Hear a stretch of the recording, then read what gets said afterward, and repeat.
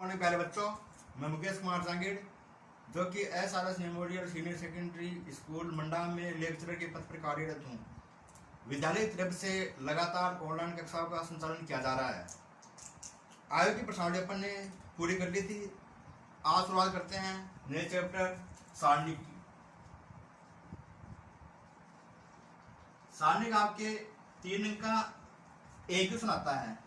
सारणी की जो प्रश्नावली है, एक्सरसाइज है, वो आपके एग्जाम में 3 अंक की आती है, केवल एक क्वेश्चन आता है। इसकी स्टार्टिंग में इतिहास देखें इसका, तो इसका जो आविष्कार किया था, आविष्कार वो क्या था, G.W. लालसिंह ने किया था। G.W. लालसिंह ने किया था, इसका आविष्कार किया था। फिर क्रेमर आया 1750 में, जी क्रेमर 1750 में, जिन्होंने सारणी का मान ज्ञात करना सिखाया। जिन्होंने सारणी का मान ज्ञात करना सिखाया। फिर एक ए केली आया, ए केली, जिन्होंने इसका संकेतन दिया। जिन्होंने सारणी का संकेतन दिया कि सारणी को अपन इस प्रकार से लिख सकते हैं। मापांक ऐसा लग रहा है, लेकिन ये मापांक नहीं है, इसको अपन सारणी बोलते हैं। इस एक्सरसाइज में इसको सारणी का चिन्ह देंगे, डिटर्मिनेंट बोल देंगे, इंग्लिश में बोलते हैं इसको डिटर्मिनेंट।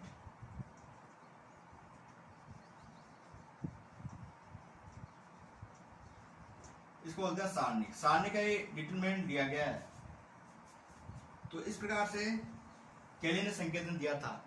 ये जो एक्सरसाइज है, इसमें अपन 3x3 क्रम का आएगी सारणी का अध्ययन करेंगे। 3x3 क्रम का आएगा और एक 2x2 का आएगा। 3 से ज्यादा का क्रम नहीं आएगा इसमें।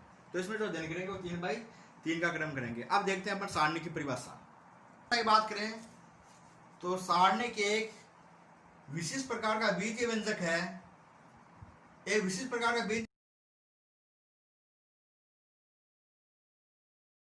व्यंजक है। बीजीय व्यंजक का मतलब होता है कि इसमें किसी प्रकार से A B C, जैसे मान लो आ गया A B C D E F G H I, ये विशेष प्रकार का बीजीय व्यंजक आ गया। उन बीजीय व्यंजकों को, बीजीय व्यंजक के जो अवयव है उनको वर्गाकार वर्ग के रूप में लिखेंगे। वर्ग का मतलब है कि पंक्तियों तथा स्तंभों की संख्या समान। पंक्तियों तथा स्तंभों की संख्या समान। वैसे तो आपको पता है, मैंने वर्ग आयु बताया था ना, उसी प्रकार से है। एक वर्ग आयु है, उसी का सारणी का मान ज्ञात कर सकते हैं। अगर आयताकार है तो वो सारणी नहीं बन सकता।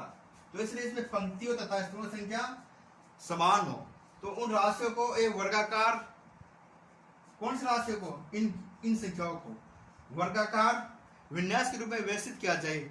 और उन राशियों के अगल बगल में, यानी आगे और पीछे 2 द्वारा रेखाएं खींची जाए। तो उन एनविक जो एन आयु है, एनवे आयु से बनने वाला जो क्रम होता है वही सारणी कहलाता है। ये इसकी सिंपल सी परिभाषा होगी। यानी इसमें क्या हुआ, जो राशियां होती हैं, राशियां या संख्या, वो होनी चाहिए वर्गाकार होता है। वर्गाकार विन्यास के रूप में रिप्रेजेंट कर सके, वर्गाकार विन्यास के रूप में लिखा जा सके।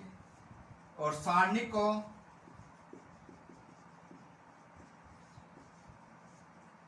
को इस प्रकार से रिप्रेजेंट करेंगे या डिटर्मिनेंट ए से रिप्रेजेंट करेंगे।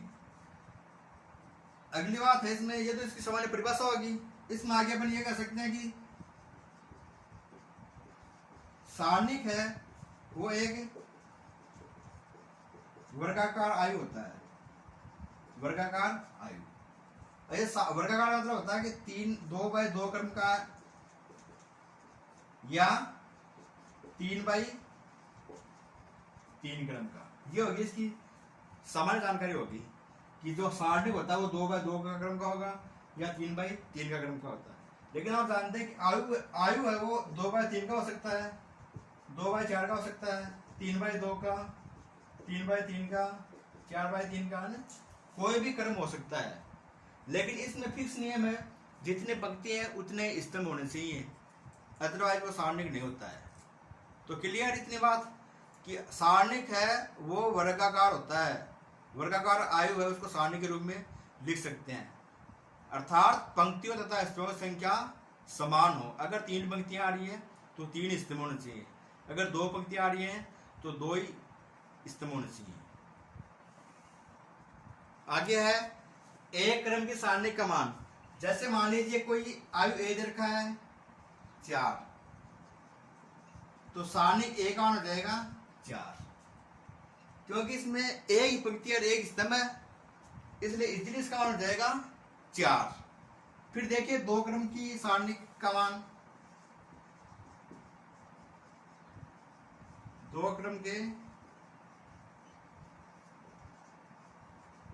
सारणी का मान। जैसे मान लो कोई आयु दे रखा है ए बी सी डी, तो सारणी ए का मान हो जाएगा ए बी सी डी, यानी इसको लिख सकता हूं मैं A D minus B C. इस प्रकार से वज्र गुणा करना है और घटाना है, ये हो जाएगा आपका 2 क्रम का सारणिक। फिर देखिए 3 क्रम का सारणिक का मान, 3/3 क्रम के सारणिक का मान,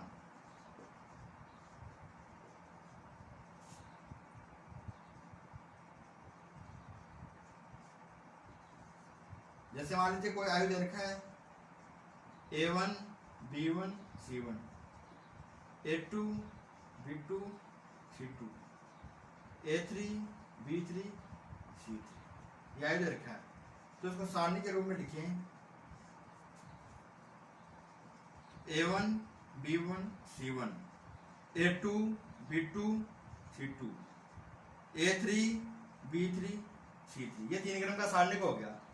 अब इसका मान ज्ञात करना है, तो देखिए सिंपल सी बात है, इसमें एक बात और ध्यान देने की बात है, वर्गाकार होना चाहिए सारणिक, वर्गाकार है, इसमें 3 पंक्ति हैं 1 2 और 3 स्तंभ है 1 2 3। अब इसमें एक बात और होती है इंपॉर्टेंट, कोई भी सारणी होता है ना, उसमें जो चिन्ह होते हैं, इसमें चिन्ह का बहुत महत्वपूर्ण रोल है। पहला चिन्ह हमेशा प्लस का, दूसरा माइनस, तीसरा प्लस। एकांतर क्रम में प्लस माइनस होते हैं, ये देखिए एकांतर क्रम में प्लस माइनस होते हैं। और एक बात और, इसका जो विकर्ण होता है विखो विकर्ण, आयु में जो विकर्ण पढ़ा था, विकर्ण में वर्गाकार होना चाहिए, वर्गाकार है इसमें, विकर्ण वो पॉजिटिव होते हैं सभी। तो इसमें अगर हम सारणी का मान निकालें, पहली पंक्ति के सापेक्ष निकालेंगे, चाहे पहले स्तंभ के सापेक्ष निकाल सकते हैं, चाहे दूसरी पंक्ति के सापेक्ष निकाल सकते हैं, चाहे तीसरी पंक्ति के सापेक्ष निकाल सकते हैं, जो भी अपनी मर्जी उसके सापेक्ष निकाल सकते हैं। तो अगर हम A1 का मान निकालेंगे तो ये और ये A1 के जो ऊर्ध्वाधर लाइन है और क्षैतिज लाइन है, उन दोनों को छोड़कर जो बाकी हुए बचते हैं वो उसको लिख देंगे। यानी मैं इसको लिखना चाहूँ A1 B2 C2 B3 C3, देखो ये A1 है, ये लाइन छोड़ दी मैंने, ये छोड़ दी, क्या बच गया B2 B3 C2 C3। दूसरा चिन्ह क्या होता है, माइनस, यहाँ पर बताया हुआ मेरा, तो माइनस, फिर लिख दूंगा मैं B1, तो B1 की ये लाइन छोड़ दी और ये जाएगी, तो ये आ जाएगा आपका A2 A3 C2 C3। फिर प्लस तीसरा, पहली पंक्ति का तीसरा अवयव C1, तो C1 में ये लाइन जाएगी, ये लाइन जाएगी, तो ये आ जाएगा A2 A3 और B2 B3। आगे इसको अब हल करना है, बस ये 2 क्रम का है बता दें, इस प्रकार से इसको हल करेंगे, फिर मान निकाल लेंगे, वो हो जाएगा 3/3 क्रम का सारणी का मान ज्ञात करना। उसके बाद में है सारणी चित्र की सहायता से सारणी का मान ज्ञात करना। तो माना A बराबर सारणी मान ये मान लिया अपन ने, अब इसको याद करना हो ना, तो इस प्रकार से देखो लिख देंगे A बराबर A1 B1 C1 A2 B2 C2 A3 B3 C3। अब इसकी 2 पंक्तियां दोबारा लिख देंगे, 2 स्तंभ में, sorry, A1 A2 A3 B1 B2 B3। अब इस कंडीशन में इसका मान ज्ञात करना हो, यानी सारणी A का मान ज्ञात करें, तो हमें क्या करना है, जो इसके अग्रणी विकर्ण है उनका गुणों का योगफल और पिछले विकर्णों का गुणों का योगफल का अंतर का मान जो प्राप्त होता है वही सारणी का मान प्राप्त हो जाएगा। यानी मैं बात करूं, देखो ये तो बन रहे हैं ना, ये अगण्य विकर्ण होते हैं। इसको लिख देते हैं A1 B2 C3 plus B1 C2 A3 plus C1 A2 C3। ये तो अगण्य विकर्ण हो गए। और पिछले विकर्ण हो गए, ये पिछले विकर्ण हो गए। यानी मैं लिख दूंगा A3 B2 C1 plus B3 C2 A1 plus C3 A2 B1। ये इसके अगण्य विकर्ण हो गए, ये इसके पिछले विकर्ण हो गए। का जो अंतर प्राप्त होता है वही सारणी का मान होता है। यानी मैं लिखना चाहूं अगण्य विकर्णों के गुणनफल का योग, गुणन का योग माइनस पिछली विकर्णों के गुणन का योग, वही होता है सारणी के एक का मान होता है। तो इस प्रकार से इजीली प्रकार से अपन ज्ञात कर सकते हैं। अगर ये पूछे कि सारू सूत्र की सहायता से सारणी का मान ज्ञात कीजिए, तब इस सूत्र से याद करना है। अदरवाइज अपन सारणी का मान इससे याद कर लेंगे। जो भी आपको सीधा लगता है सूत्र, उसी से अपन सारणी का मान ज्ञात कर सकते हैं। आयु और सारणी के मुख्य रूप से 3 अंतर है। देखो पता कर सकते हैं कि आयु को सुव्यवस्थित होता है, सुव्यवस्थित होता है तथा इसका मान नहीं निकाल सकते। इसका संख्यात्मक मान नहीं होता है, संख्यात्मक मान नहीं होता। और सारणी का इसका संख्यात्मक मान होता है, संख्यात्मक मान होता है। पहला अंतर तो ये हो गया। दूसरे अंतर की अपन बात करें तो दूसरा अंतर लिखूंगा नहीं, मैं बोल के बता रहा हूं। दूसरा अंतर है आयु है वो वर्गाकार हो सकता है, आयताकार हो सकता है। यानी अपन ये कह सकते हैं इसमें कोई जरूर नहीं हो कि स्तंभ और पंक्तियों की संख्या बराबर हो, बराबर हो भी सकती है और नहीं भी हो सकती है। इसका मतलब मैं ये कह सकता हूं कि आयताकार या वर्गाकार होता है, और ये केवल वर्गाकार होता है। सारणिक है वो वर्गाकार होता है। यानी स्तंभों पंक्तियों तथा स्तंभों की संख्या समान होती है, पंक्तियों तथा स्तंभों की संख्या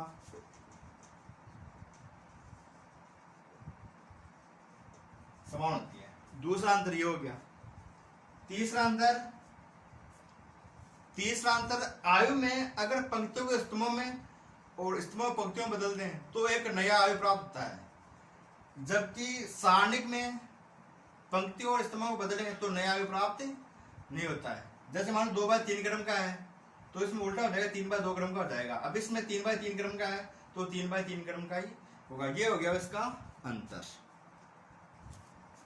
सारणी का उपायु, अब कोई भी सारणी दे रखी है तो कम से कम ये 3/3 क्रम की होगी, 2/2 क्रम का भी होगा, लेकिन उससे कोई ज्यादा महत्व नहीं होता है। उपसारणी होता है वो 3/3 क्रम का होता है। कोई भी सारणी दिया हुआ हो 3/3 क्रम का हो, तो जिसका उपसारणी ज्ञात करना है उसके ऊर्ध्वाधर और क्षैतिज को छोड़ने पर जो सारणी प्राप्त होता है वही उपसारणी कहलाता है। जैसे मान लीजिए मैं लिखूं इसमें A1 B1 C1 A2 B2 C2 A3 B3 C3। अब आज हमें याद करना है A1 का उपसारणी। इसका याद करना तो ये क्षैतिज छोड़ दी और ये ऊर्ध्वाधर छोड़ दी। इसे छोड़ने के बाद में जो सारणिक बचती है वही उपसारणिक कहलाता है। एक मिनट, एक दोबारा बोल रहा हूं मैं, 1 मिनट में। दिए गए सारणी का उपसारणिक वह होता है जिसका उपसारणी ज्ञात करना है, जिस अवयव का उपसारणी ज्ञात करना है उसके क्षैतिज और ऊर्ध्वाधर अवयव छोड़ने पर जो सारणिक बचता है वही उपसारणी कहलाता है। यह सामान्य से परिभाषा होगी इसकी। तो ये होता है उपसारणी। इसे याद कर सकते हैं। मान लो हमें B2 याद करना हो तो B2 का उपसारणी, तो B2 की लाइन छोड़ दो, ये छोड़ दो, क्या बच गया देखो A1 बच गया, A3 बच गया, C1 बच गया और C3 बच गया। B2 याद करना था तो B2 ये लाइन जाएगी और ये लाइन बच क्या बच गया, एक ये बच गया, एक ये, तो A1 A3 और C1 C3। तो ये हो गया उपसारणिक। सारणिक के सेकंड, कोई भी सारणिक है उसकी आयु पंक्ति तथा जैवीय स्तंभ, आयु पंक्ति, आयु का मतलब है ये इस प्रकार से हो गया आई, और जैवीय स्तंभ ये जे स्तंभ हो गया, यानी ये तो पंक्ति हो गई और ये स्तंभ हो गया। इनका जो प्रतिच्छेद होता है, प्रतिच्छेद अवयव मान लो, प्रतिच्छेद बिंदु मान लो, इसका जो प्रतिच्छेद बिंदु होता है पर स्थित अवयव पर स्थित अवयव कौन सा, ए आई जे, सारणी का सेकंड कहलाता है, और इसे अपन एफ आई जे से दर्शाते हैं। सेकंड को एफ आई जे से दर्शाते हैं, और इसका जो मान होता है माइनस आई प्लस जे ए आई जे, ये इसका मान होता है। ए आई प्लस जे, या ये कह सकते हैं उपसारणी, जिसका सेकंड याद करना है उसकी उपसारणी निकालेंगे, या ये भी कह सकते हैं माइनस ए की घात आई प्लस जे और ए आई जे, ये होता है एफ आई जे। इसको बोलते हैं सेकंड का सूत्र होता है, किसी सारणी का सेकंड याद करने का सूत्र। इस प्रकार से जो पहली प्रसारणी है उसमें सूत्र हो गया, एक सूत्र और बच गया है। सारणी का प्रसार डेढ़ बराबर, मान लो सारणी दे रखी है A11 A12 A13 A21 A22 A23 A31 A32 A33, जो पहले मान दे रखे हैं एक एक एक, तो ये तो पंक्ति है, और फिर A 2 3 दे रखा है, ये स्तंभों की संख्या है।